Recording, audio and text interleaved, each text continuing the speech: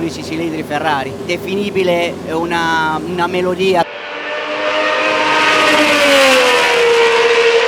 Cari amici di Audiopista, grande onore, siamo con Gianni Morbidelli, protagonista del pilota delle Formula 1 nel 90-91, ha guidato le Minardi, le Ferrari, le Sauber e poi ha fatto un gran finale con le vetture turismo.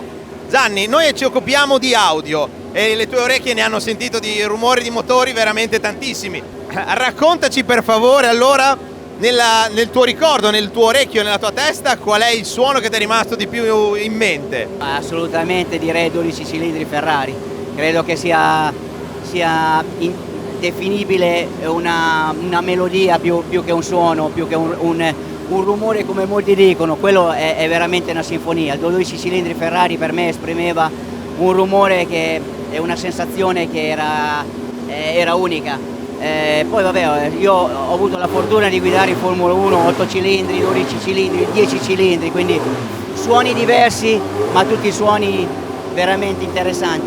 Oggi proverò un 8 cilindri, ritorno indietro col passato ben 30 anni fa e quindi avrò modo di riassaporare quei suoni che insomma mi hanno appartenuto per tanti anni.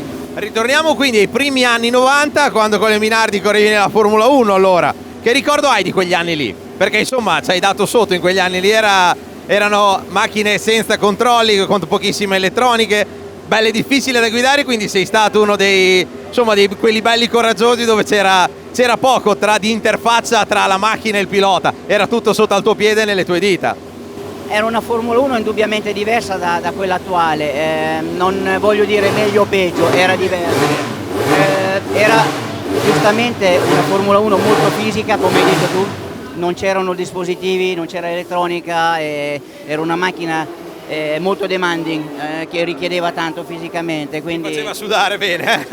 Lo fanno anche quelle attuali, però è un modo di guidare diverso. Io sono rimasto impressionato salendo su questa vettura di vedere intanto il volante piccolissimo e una strumentazione nulla, un solo bottone. Oggi hanno a che fare con dei computer davanti a loro, quindi entrare anche un po' a capire le difficoltà che un pilota oggi possa vivere andando a 300 all'ora con delle velocità incredibili, ma nello stesso tempo la capacità di gestire davanti a loro un volante che ha 1000 pulsanti, quindi è un modo di correre diverso. Sicuramente queste vetture qua erano molto rudimentali e nell'essere rudimentali erano particolarmente difficili, però anche l'ingombro stesso che c'è, voglio dire, è un altro aspetto che non si prende in considerazione. Oggi hanno delle macchine che all'interno sono, non voglio dire dei salotti, però comunque sono molto comodi.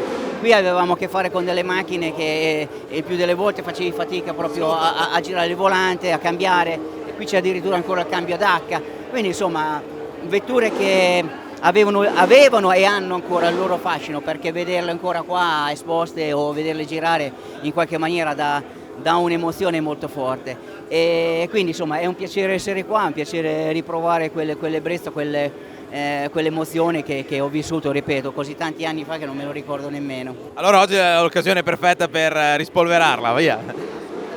In bocca al lupo, grazie mille Gianni, grazie, ciao. Se ti è piaciuto il video lascia un like e iscriviti al canale Audiopista. Grazie, a presto.